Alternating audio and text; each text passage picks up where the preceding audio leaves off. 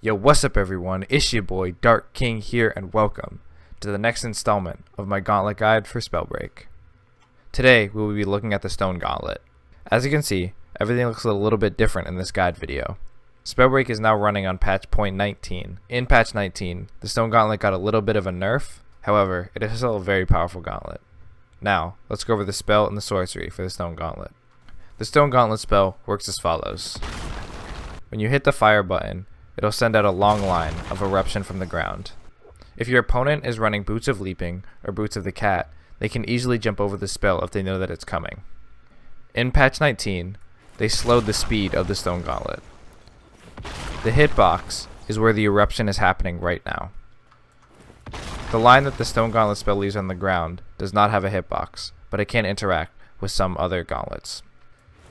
This means when you're using your spell, you have to make sure your opponent is either very close to the ground or on the ground itself. Your goal when playing the Spell Gauntlet is to try and hit people when they're landing from a wind spell, jumps, or a sorcery. This gauntlet can be used to go uphill or downhill. However, if there is a cliff face or something that interferes with the gauntlet, it will stop dead in its tracks and it will not go over the rock that is interfering with it. But there are some weird interactions like here, where the cliff is not steep enough to cut off the Stone Gauntlet. Because the Stone Gauntlet spell has a little bit of travel time, you should try and predict where your opponent's going to be going. If they're running this way, you should try and shoot a little bit ahead. This strategy is kind of similar to leading your shots in shooter games or using the Frost Gauntlet spell. Now, let's go over the Stone Gauntlet sorcery. The Stone Gauntlet sorcery fires a big rock that becomes bigger and bigger the longer it's thrown for. You can see as it goes down, it accumulates mass. The rocks around it start to become part of it, and it gains some speed as it gets closer to the ground. This means using the stone sorcery at close range is less preferable than using it at long range. Longer ranges means more damage. The Stone Gauntlet sorcery is a great engage tool. It can mess with your opponent's sight so they don't know which way you're coming from. It can be easy damage as the hitbox on this sorcery is massive. The angle at which you can throw the Stone Gauntlet can only go so high. It'll stop when you're about here. The Stone Sorcery will probably do 30 to 50 damage, depending on how far you are away. I find that 45 damage is about the most consistent number I get when using the Stone Sorcery. It's not exactly clear how the Stone Sorcery works, but it does have good spread damage and can hit people when they're hiding behind trees and rocks. Now, let's go over the mana cost differences on each rarity of the Stone Gauntlet. The Common Gauntlet costs 20 mana. The Uncommon Gauntlet 18, Rare 16, Epic 15, and Legendary 14. This gauntlet does not have a high mana cost and kind of rewards spamming. However, you should be mindful of your mana, as when using this gauntlet with other gauntlets, it can deplete pretty quickly. The damage amount for each rarity of the Stone Gauntlet is as follows: 30 damage for the Common Stone Gauntlet, 39 damage for the Uncommon Stone Gauntlet, 42 damage for the Rare Stone Gauntlet, 44 damage for the Epic Stone Gauntlet, and 45 damage for the Legendary Stone Gauntlet. There's a massive difference in the amount of damage that the Common Gauntlet does and the Legendary Gauntlet. However, most of this difference is made up between the Rare and the Common Gauntlet. Once you've picked up the Rare Stone Gauntlet, you don't really have to worry about the rarities anymore. But the Legendary Stone Gauntlet does look a lot cooler than the other ones, so I'd go for it for that reason alone. Now that we have a basic overview of the Stone Gauntlet, let's go over the interactions between the Stone Gauntlet and all the other gauntlets. These interactions are fairly limited and will mostly be based on playstyle rather than an actual interaction between spells and sorceries of the Stone Gauntlet and the other gauntlets. The first combination we'll be going over is between the Stone Gauntlet and the Flame Gauntlet. The spells of the Stone Gauntlet and the Flame Gauntlet don't interact directly. The Flame Gauntlet sends out a projectile, and the Stone Gauntlet is kind of a slow-moving projectile. Leaving this line on the ground, you can't burn it to set it on fire. When you put up the Wall of Fire, which received a new animation, which I really like, and then fire the stone spell through it, it will leave this line of flame on the ground. When players stand in this, they will take 12 damage per tick, like they would if they were standing in the Flame Sorcery itself. This can increase your stone damage a lot, and is a very good combination if you're good at aiming through the flames. The Stone Sorcery and the Flame spell do interact, however, it's kind of hard to do with one player, and is served much better doing in duos. If you do it right, you can set the rock on fire with the Flame Gauntlet spell. When you set the Stone Sorcery on fire, it'll do a little more damage to opponents. I would try and do this together with your duo partner. Oh, I got it right there. But it's very inconsistent, and you have to know the timing very well. If you really care, you should practice in practice mode, but I don't really know if it's worth it. But in duos, it definitely is worth it, as it's not very hard to do. You can just say you're firing the sorcery and have your duo partner fire their Flame Gauntlet spell right when you fire the sorcery, and you should be able to get it pretty consistently. This is a gauntlet combination I've seen a lot of people run. I think it does work pretty well together, as you can get some mid-range with that. You can get the Stone Gauntlet for some more mid-range. It's a pretty good mix-up because you can punish people for floating in the air with the Flame Gauntlet and then hit them on the ground with the Stone Gauntlet.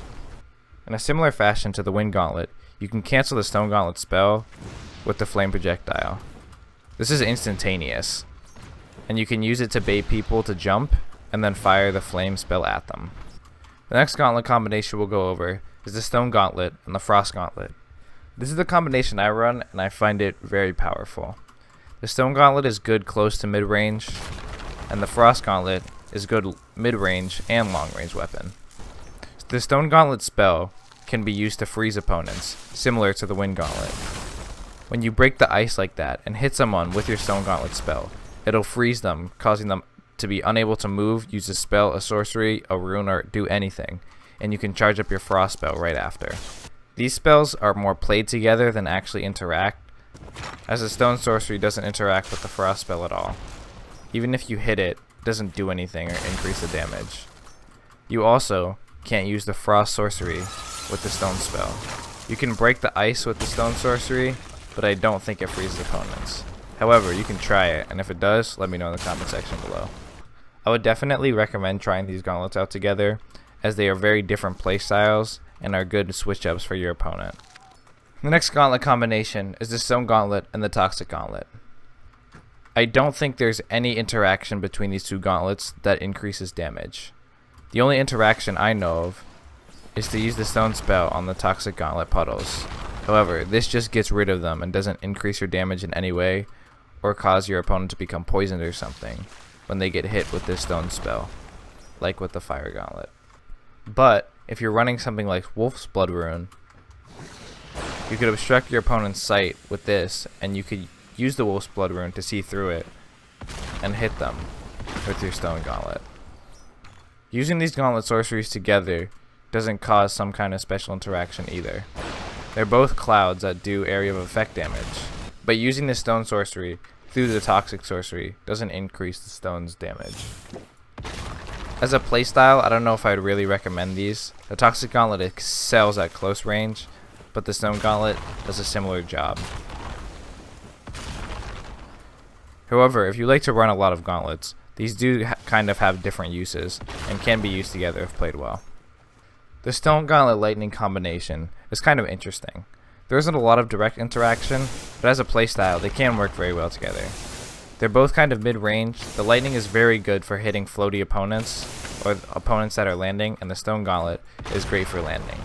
They do have kind of different uses, so they can be played together very well. The Stone spell and the Lightning spell don't interact directly. The Stone Sorcery and the Lightning spell don't really have an interaction. You can hit the Stone Sorcery with your Lightning spell, but it just bounces off and doesn't do anything. The Lightning Sorcery and the Stone spell simulate the Fire Gauntlet Sorcery and the Stone spell. When you use this directly through the Lightning Sorcery, it can cause a line of fire to come out of the Lightning Sorcery. However, it's a little bit inconsistent and doesn't work every time. It is a kind of weird interaction. Sometimes it'll even cut off the Lightning spell, but it can be pretty powerful if you learn how to use it correctly. I'd say if you're really curious, just jump into practice mode and give it some goes. And finally, the last combination will be the Wind Gauntlet and the Stone Gauntlet. These gauntlets also don't have a lot of direct interactions. The Stone spell and the Wind spell don't interact. The Wind Gauntlet being a projectile, the Stone Gauntlet spell kind of being similar. You can't even use the Stone Sorcery and the Wind Gauntlet spell together because it just travels too slow for you to even hit the Stone Sorcery before it lands. The Wind Sorcery and the Stone Spell also don't have an interaction. When you shoot this through the tornado, it doesn't change the tornado at all, nor does it change the Stone Spell properties. The Wind Sorcery and the Stone Sorcery have a small interaction. However, it's not very practical. It doesn't really do anything. You can affect the direction that the Stone Sorcery moves when it goes through the tornado, but not by a lot. So I wouldn't try to aim my Stone Sorceries by using this tornado. Even though they don't interact a lot directly, the Wind Gauntlet can work pretty well with the Stone Gauntlet. It can be good to mix up opponents, as when you jump in the air, you can kind of just land, because they'll expect you to land with the Stone Gauntlet. You can just not do it, and when they jump, hit them with this as they're landing. Or, if you want, you can land with the Stone Gauntlet spell, and it can be very effective. It can give you a lot of time to aim, as you know exactly when your Stone Gauntlet spell will go off, right when you hit the ground. The Stone Gauntlet doesn't have its own unique amulet. However, the Behemoth Amulet, or any amulet that increases cast speed, can be a very powerful combination with the Stone Gauntlet, as it gives you more and more stone spells that you can spam. Now, we'll look at the class that goes with the Stone Gauntlet. It's called Stone Shaper. The passive ability on Stone Shaper is called Sunder. This is a pretty powerful ability. This passive ability makes your opponents lose additional 20% armor when damaged. This is not only with the Stone Gauntlet, it's with any gauntlet that you use. The first ability we'll look at is called Stone to Flesh. I'm not exactly sure how I feel about this ability. It does increase your max armor by a lot, but it reduces your max health to 10. This makes you very vulnerable to the storm, and when you're near the end game, a lot of the times you'll go into the storm by accident and take a tick before leaving. The next ability we'll look at is Rockslide. I don't like this ability at all. It increases the length of your shockwave but decreases its damage, and also makes it bounce. So instead of your spell stopping like that, it'll bounce off that like that. It's kind of unpredictable. I don't think you can aim it. Maybe if you aim it at the left side, it goes to the left. Yeah, it does. But at the center, you can't really do anything. It gives a little more range, but you're not using the Stone Gauntlet spell to have a lot of range, so it seems a little bit useless to me. The next ability is Earth's Mantle. This can actually be very powerful. It can be very clutch in a fight, and can be the difference between you winning or losing. When you're about to get exiled, it sets your health to 1. Upgrading this ability allows it to trigger more than once every 90 seconds, but level 1 is every 90 seconds. Flesh to Stone 2 increases your max armor to 250. Rockslide 2 increases the length of your shockwave by 30, and lowers the damage decrease. Flesh to Stone 3 sets your max armor to 300 and your max health to 10. This means your max health is even greater than it was before the Behemoth Belt nerf. However, you're still very vulnerable to the storm. Rockslide 3 increases the length of your shockwave by 45% and decreases damage by 20%. This is a substantial increase to the length of your shockwave, but again, the damage decrease is still pretty significant. Earth's Mantle 2 makes it so it can't occur more than once every 75 seconds. Earth's Mantle 3 is every 60 seconds. This isn't bad, however in endgame, you kind of need it more than every 60 seconds, as the fights happen pretty quickly. One of the good things about Flesh to Stone is that it does indeed stack with the Armored Belt, so you can increase your max armor to 400 and your health will be 10. In combination with this, it also stacks with the Behemoth Belt. This can be pretty good, as you can get a little more health and have more survivability in the storm, and your max armor is now 350. Flesh to Stone is a very good ability when it's at max. In most games, your scrolls won't get to max unless you're running Zealot and getting a lot of kills, or if you're very aggressive on getting skill points, which you can be, and this style does reward that type of play. So if you want to do it, go for it. That's going to be it for my Stone Gauntlet guide. I hope you guys did enjoy. Make sure to hit that like button, hit that subscribe button, comment if you have any questions or suggestions for Gauntlet combinations, and yeah, I will catch you all in the next guide where we will be going over the Flame Gauntlet. Peace.